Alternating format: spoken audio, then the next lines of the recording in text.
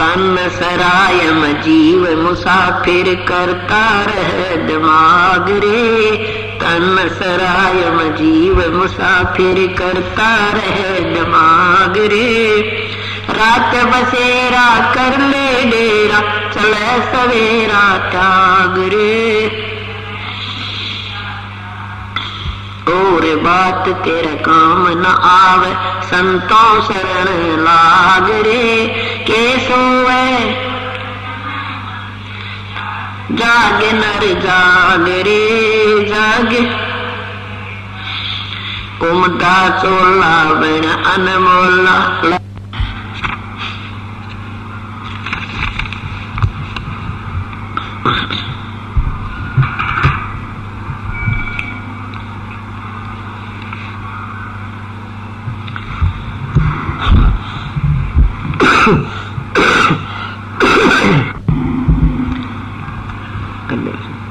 बोलो सतगुरुदेव की जय। बंदी छोड़ कबीर साहेब की जय। बंदी छोड़ गरीबदास जी महाराज की जय। स्वामी रामदेवानंद जी गुरु महाराज की जय। सर्व संतों की जय, सर्व भक्तों की जय, धर्मी पुरुषों की जय। श्री काशी धाम, श्री छुडानी धाम की जय। श्री करोथा धाम सत साहिब। गरीब नमो नमो सतपुरुष को नमस्कार गुरु की नहीं। सुर नर मुनि जन साधुआ संतों सर्वसदी नहीं। सतगुरु साहेब संत सब दंडो तुम प्रणाम। आगे पीछे मध्य हुए तिनको जा कुर्बान। निराकार निर्विषम काल जाल भयवंदनम। निर्दयपम निज निर्गुणम अकल अनुपदेशोन गुणम। सोहम सुरति समाप्तम सकल समाना नीरतल। उज्ज्वल हिरंबर हृदयमम बेपरवाह था है। वार पार नहीं मध्य तम ग्रीव जो सुमर सिद्ध होई। गणनायक गलता ना करो अनुग्रह सोई। पारस पद परवाना आदि गणेश मनाओ। गणनायक देवन देवा चरण कमल लाओ। आद अंत करो सेवा परम शक्ति संगीतम। रिद्धि सिद्धि दाता सोई अवगत गुण अतीतम। सत्य पुरुष निर्मोही जगदम्बा जगदीशम। मंगल रूप मुरारी तन मन अर्पो शेषम।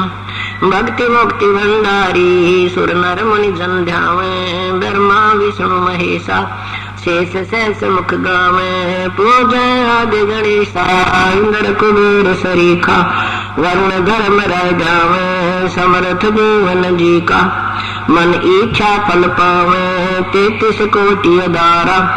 जावे 688 उतरे मैं जल पारा। कट है यम की फांसी 33 कोटि अदारा। जावे 688 उतरे मैं जल पारा। कट है यम की फांसी सत साहिब। कर जोर विनती करो धरो चरण पर शीश। गुरु रामदेवानंद जी महाराज ने दियो नाम बख्शीश। कोटि कोटि सिजदा करो कोटि कोटि प्रणाम। चरण कमल में राखियो मैं बंदी जाऊं। कुत्ता तेरे दरबार का मतिया मेरा नाम। गले प्रेम की रस्सी जा खेचो जाऊं। तो करो तो बावरू दूर दूर करो तो जाऊं। जो राखो तो ही रहूं जो देव सुख। अर्जुन किए तो बहुत किए करत न मानी हार। बावे बंदा बख्श दियो बावे गर्दन उतार। अब बोल मेरे बाप जी बख्शो गरीब नवाज, जो मैं पेट कपूट हूँ और पिता कुंज। मैं अपराधी जुल्म का नक्शत बड़े विकारी, तुम दाता दुख भंजना मेरी कर सवार।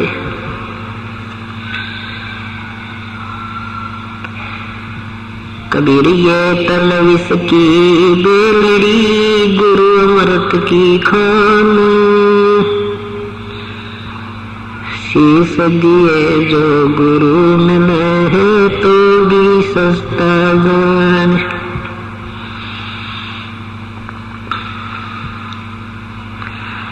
मानुष जन्म पाल का जो नहीं रत्न हरिनाम,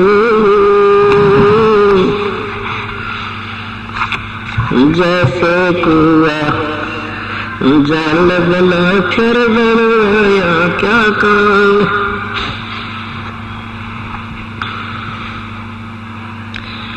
बंदे तू कर बंदगी जो चावे दीदार,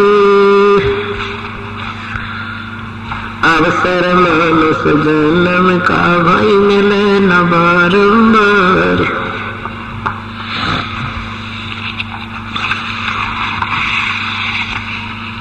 मानुष जन्म दुर्लभ है ये मिले न बारंबार।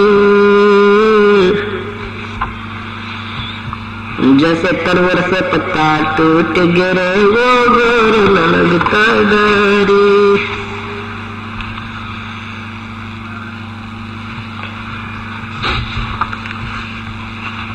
पतझड़ आवत देख कर बन रोवे मन माही, वो ऊंची टहनी पात थे अब पीले हो जाई। पात धर्म कानू कहे सुन भई तरवर राय, अब के बिछुड़े नहीं मिले लगन कहाँ गिरांगे आ जाए।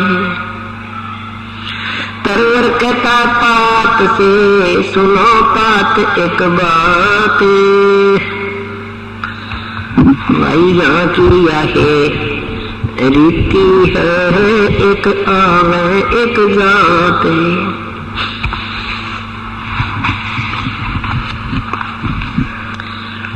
बेटा जाया खुशी हुई खूब बजाए थाल, ये आवन जावन लगा हुआ है जो कीड़ी का नाल।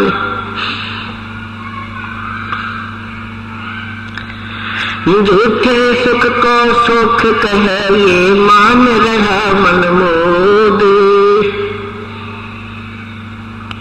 सकल सदीना काल कहा कुछ मुख में कुछ गोद।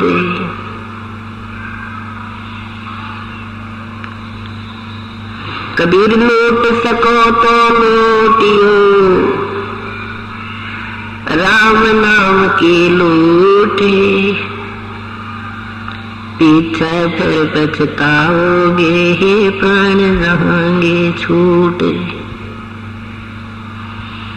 नहीं भरोसा देही का ये विलस जावे छिन्मयी, श्वास उश्वास में नाम जपो इसका और यतन कछुना। श्वास उश्वास में नाम जपो व्यर्थ श्वास मत खो, ना बेरा इस श्वास को हो आवन हो कि ना हो। पृथ्वीपति चक्र गए जिनके चक्र चलते, ये रावण सरीखे कौन गने भाइयों से गए अनंते।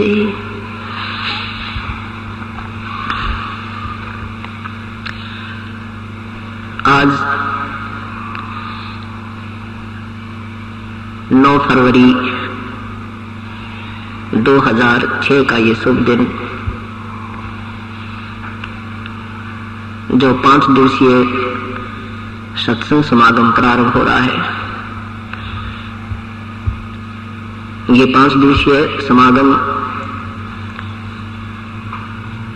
किस उपलक्ष्य में हो रहा है, सर्वप्रथम पुण्यात्माओं को ये जानकारी देते हैं।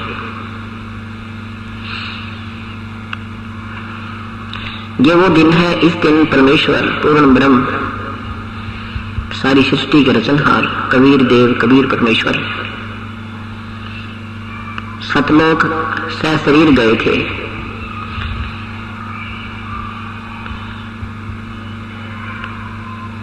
विक्रमी संवत 1575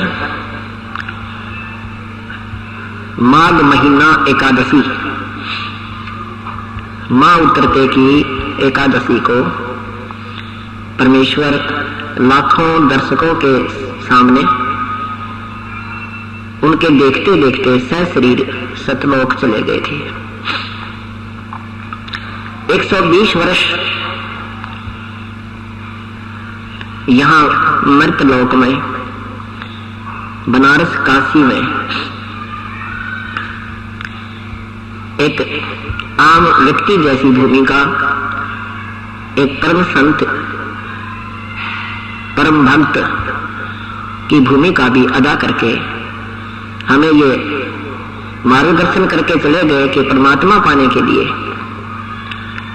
कोई विशेष आडंबरों की आवश्यकता नहीं है और न ही घर त्याग कर किसी वन जंगल में जाने की कठिन साधना करने की आवश्यकता होती है। परमेश्वर पूर्ण ब्रह्म इस काल के जाल को समझाने के लिए 120 वर्ष तक इस पृथ्वी लोक पर रहे। उसमें हम अनजान थे, हमारे अपने पूर्वज जो है अशिक्षित थे, और जिन शिक्षित लोगों को हम गुरु मानते थे, विद्वान मानते थे, वो केवल एक भाषा संस्कृत अवश्य जानते थे लेकिन तत्व ज्ञान से अपरिचित थे। जिस कारण से परमात्मा की वास्तविक महिमा को वो अनजान अज्ञानी संतजन ऋषिजन नहीं जानते थे। परमात्मा अपनी वास्तविक महिमा अपनी साधारण भाषा में समझाया करते थे कि ताकि आम व्यक्ति समझ सके। उन अज्ञानी संतों ने, ज्ञानहीन ऋषियों ने ये कहकर उस वास्तविकता को ऊपर नहीं आने दिया कि कबीर तो एक अशिक्षित है, ये अनपढ़ है, अक्षर ज्ञान नहीं है, ये वेदों के विरुद्ध बोलता है, ये निंदा कर रहा है, ये अपने देवी देवताओं को गलत बता रहा है, इनको हे बता रहा है। हिंदू कहते थे ये मुसलमान है, ये काफिर है, ये मुसलमान है, इसलिए हिंदू देवी देवताओं की निंदा करता है। मुसलमान भाई कहते थे कि ये काफिर है, हिंदू है, इसलिए मुसलमानों की पद्धति गलत बताता है। परमात्मा कहते हैं साच कहो जग मारही और झूठ कहीं ना जाई हो, और सच साच न पूरा पावते इन झूठों जगपति आई हो। परमात्मा कहा करते कि मैं सत्य कह रहा हूं, मेरी कोई नहीं मान रहा, और इन झूठों का पूरा विश्वास कर लिया इन्होंने। आज उन झूठों की वो झूठ अज्ञानता अब शिक्षित समाज के सामने आ गई है। वो जो दंत कथाएं, जो कहानियां सुनाया करते थे, जो परमात्मा की परिभाषा बताते थे, वो सारी ही अपने सदग्रंथों के विरुद्ध बताई जा रही थी। और ये परमेश्वर कहा करते थे, उस समय हम नहीं मान पाए क्योंकि हमें स्वयं ज्ञान नहीं था। अब हम स्वयं शिक्षित हैं। वो कहते हैं आतकंगन को अर्सी कर, पढ़े लिखे ने फारसी कर। शिक्षित के सामने प्रत्यक्ष को प्रमाण की आवश्यकता ही नहीं है। प्रश्न नंबर समाचार पत्रों में लिखे जाते हैं, अध्याय नंबर लिखे जाते हैं, लेखकों का नाम लिखा जाता है। अब बुद्धिजीवी समाज उनको पढ़ पढ़ कर दांतों तले उंगली दबा रही है। हे भगवान, कहाँ छुपा था ये अनमोल रतन? अपने ही सदग्रंथों में, अपने घर में खान दबा रखी थी और हम कंगाल बैठे। परमात्मा कहते हैं वस्तु कहाँ खोजे कहाँ, वस्तु कहाँ खोजे कहाँ, किस विद लग हाथ। एक पलक में पाइयो भेदी ले लो साथ। कहते वस्तु कहाँ है और ढूंढ कहाँ रहे हो, ये ऐसे नहीं मिलेगी। वो किसी भेदी को, गाइड को, किसी तत्वदर्शी संत को साथ ले लो, 2 सेकंड में उसी ठिकाने बता देगा ये रखा आपका माल। इसलिए सभी सदग्रंथों में, सभी महापुरुषों के विचारों में एक ही बात पर जोर दिया गया है कि पूरे संत की शरण जाओ। तत्वदर्शी संत ही उस परम पिता के बारे में वास्तविक ज्ञान प्रदान करेगा और वो जैसे विधि बताए उसके पाने की, उसी विधि के अनुसार फिर आप प्रयत्न करना। इस काल के जाल को समझाते हुए परमात्मा सब क्या बताते हैं, एक वृक्ष का उदाहरण देते हैं। इस संसार को एक वृक्ष तुल्य बताते हैं। जैसे 1 वर्ष तक पेड़ के ऊपर लगे हुए पत्ते कोपल से लेकर कर पत्ते बन जाते हैं और फिर वो 1 वर्ष तक मस्ती मारते हैं, हवा के झोंके आते हैं, फड़फड़ फड़फड़ की आवाज से आनंदित रहते हैं। और जब पतझड़ आती है पीले होकर के टूट टूट कर गिर जाते हैं। संसार को याद दिलाते हैं कि जैसे हम बालक थे, फिर छोटे खेला करते थे, फिर शिक्षा ग्रहण की, फिर बाल बच्चे, शादी हुई, बाल बच्चे हो गए और ये सफेद बाल हो गए, टिकट कटन का नंबर आ गया। यानी ये प्रोसीजर बता रहे हैं कि जैसे बालक थे, बालक से युवा हुए, युवा से वृद्ध हो गए, वो चांद सुकड़न लग गया और चलन की तैयारी हो चुकी है और तकरीबन फिर 60, 70, 80 साल के बाद चलना शुरू कर देते हैं। इस दृष्टिकोण से बताते हैं कि जैसे कोई एक बड़े पूरे परिवार को सदस्य छोड़कर जाता है और वो कहा करता है, अपने मन में सोचता है कि भगवान इतना मेरा कहाँ जाना होगा, ना जाने कहाँ ठिकाना होगा, कहाँ गिरेंगे, कोई पशु बनेंगे, एक पक्षी बनेंगे, एक किधर क्या बनेंगे, भगवान क्या होगा मेरा। अन्य व्यक्ति जब उपस्थित होते हैं, कुल के लोग सांत्वना दिलाते हैं, भाई एक दिन तो सबने जाना है, ये तो भाई कोई नहीं रहा यहाँ पर, ये तो भाई ऐसा ही विधान है प्रभु का, ऐसा इसको सांत्वना देते हैं। इसी प्रकार जैसे वृक्ष, वो वन, वो जंगल बोल रहा है कि ये क्या हो गया, इतने बढ़िया वृक्ष हरे भरे खड़े थे, अब इनके ऊपर पीले पीले पत्ते होकर टूट टूट के गिर रहे हैं, ये के सांग भाई। क्या बताते हैं, पतझड़ आवत देख के बन रोवे मन माही, ये ऊंची डारी ऊंची टहनी पात थे, अब पीले हो जाही। फिर समझो एक पत्ता कह रहा है, टूटता हुआ गिरता हुआ, यानी कोई सदस्य घर का बिछुड़ता हुआ कह रहा हो, पात जरूरता यूं कहे, सुन भई तरवर राय, अब के बिछुड़े नहीं मिले, न जाने कहाँ गिरेंगे जाए। अब वो वृक्ष सांत्वना देता है, तरवर कहता पात से, सुनो पात एक बात, यहाँ की यह रीति है भाई, एक आवे एक जात। इस काल के लोक का उदाहरण दे रहे हैं, हमें यहाँ का विधान बता रहे हैं परमात्मा कबीर साहब, ये नाना प्रकार के उदाहरण दे देकर कि जिस लोक में आप रह रहे हो ये कोई जीवन नहीं आपका। आज हमारे पास बालक है, संतान है, सारी संपत्ति है, ठाठ है, और शाम को बताना कौन हमारे संग है या नहीं है, बच्चों का पता नहीं, अपना कोई भरोसा नहीं। ठीक है, ये वैसे तुक्का लगा रहे तो चाहे 100 वर्ष लगा रहे, कोई संस्कार अभी शेष है, नहीं तो यहाँ पर एक श्वास का भी कोई भरोसा नहीं है, विश्वास नहीं है कि ये आएगा भी कि नहीं आएगा। यही परमात्मा हमें याद दिलाना चाहते हैं कि तुम इस बात ने याद करके और भगवान बच लो, ये कोई लंबा चौड़ा समय आपका नहीं है। क्या बताते हैं परमात्मा,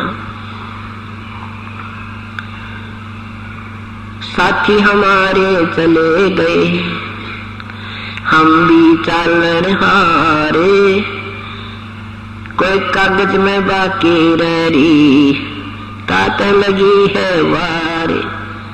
शेष जो बचे हैं जाने वाले का अंतिम संस्कार क्रियाएं फिर उनके उस बाकी क्रियाओं में लग जाते हैं जो ना करनी चाहिए थी। परमात्मा कहते हैं वो तो चला गया और अपने विषय में नहीं सोचते आपको भी जाना है। अपने ऊपर उदाहरण देकर बता रहे हैं कि साथी हमारे चले गए, साथी हमारे चले गए, हम भी चालन हारे। ये तो कोई कागज में बाकी रह रही, तात लागरी वार। ये देर इसलिए हो रही है कि आपका वो समय अभी आया नहीं है। आपके पेपरों में, आपके कागज में, अकाउंट में अभी कुछ श्वास आपके शेष हैं। जिस दिन वो अंत समय आएगा फिर आपको यहाँ से तुरंत ही जाना होगा। चाहे कोई किसी का विवाह शेष रहता है, किसी की लड़की बहनी रह रही है, चाहे किसी ने कोई रजिस्ट्री करवानी है, वो रजिस्ट्री फिर आगे होगी काल के दरबार में। तो परमात्मा याद दिलाते हैं ठीक है अपना दैनिक कार्य भी करते रहो पर परमात्मा की भूल मत करो। सारे सत्संग का एक निष्कर्ष देते हैं कि ठीक है आप यहाँ अपने फंसे हो, आप कैद में आए हो, मजदूर बन गए काल के, मजदूरी भी करते रहो पर परमात्मा को मत बोलो। प्रभु बोलने से आप ज्यादा और दुखी हो जाते हो।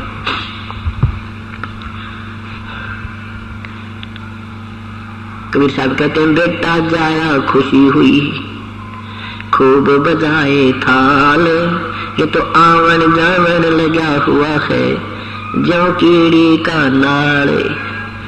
1,00,000 मानव शरीरधारी प्राणियों के सूक्ष्म शरीर को तपतशिला पर भून कर यहाँ का भगवान जो ब्रह्मा विष्णु महेश जी के पूज्य पिताजी हैं वो डेली खाता है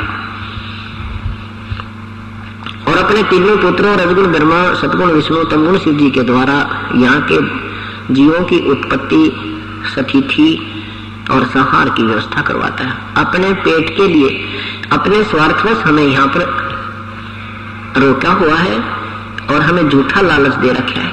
ये तेरा बेटा है, ये तेरी बेटी है, ये तेरी कार है, ये तेरी संपत्ति है, कोठी है, और कल मृत्यु को प्राप्त हो जाए सब यही छोड़कर चला जाता है। ये हमें धोखा दे रखा है, हमारे को बहका रखा है, मीठी गोली दे रखी काल में कि ये यहाँ चपके रहे, संतान संपत्ति में उलझ पुलझ होकर मर जाओ, भगवान याद करे नहीं, कहीं ये यहाँ से पार ना हो जाए, निकल ना जाओ।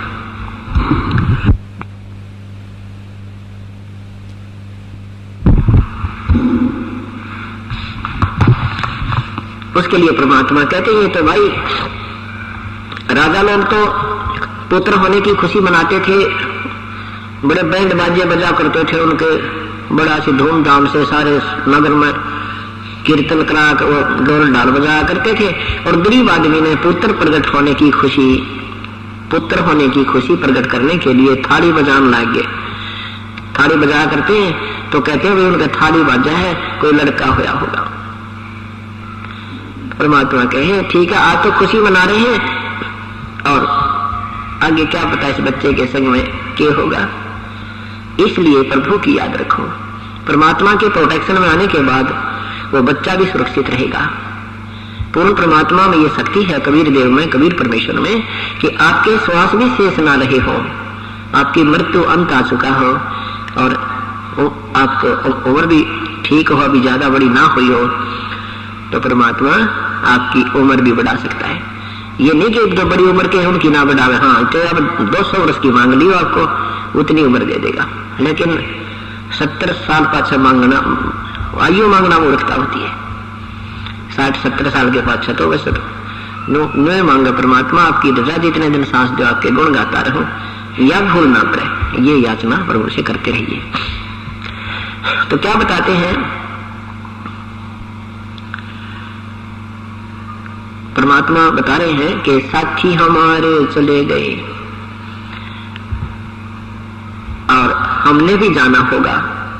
और ये आज खुशी मना रहे हैं, कल को उग चुक हो जा बालक कहे। जैसे ये तो हमारे साथ प्रैक्टिकल हुए हुए अपने आम व्यवहार में जो बातें सत्संग में आने के बाद याद आने लगती हैं। एक व्यक्ति ने अपना पोता होने की खुशी में 12 गामों का जीवनवार कराया। भाई घने दिन में 30 साल पाछे 25 साल के बाद लड़का हुआ है, मतलब पहले बेटा हुआ था, फिर उसका बेटे का पोता 25-30 साल के बाद हुआ कि लड़का जो हुआ। तो उस खुशी में उसने 12 गांवों की जीवन वार करी, खुशी मनाई, बड़े बड़े पैसे लाए, लाखों रुपए लगा दिए। अगले वर्ष वो लड़का मृत्यु को प्राप्त हो गया जिसकी खुशी मनाई थी। तो परमात्मा याद दुआ में है, जो थे सुख को सुख कहे तो मना रहा मन मोदे, ये सकल सबिनो काल कहा, कुछ मुख में कुछ गोदे।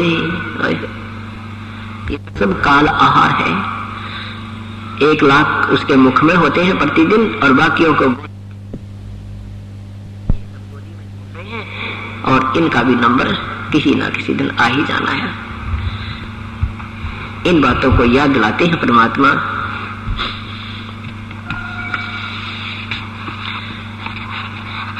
क्या बताते हैं?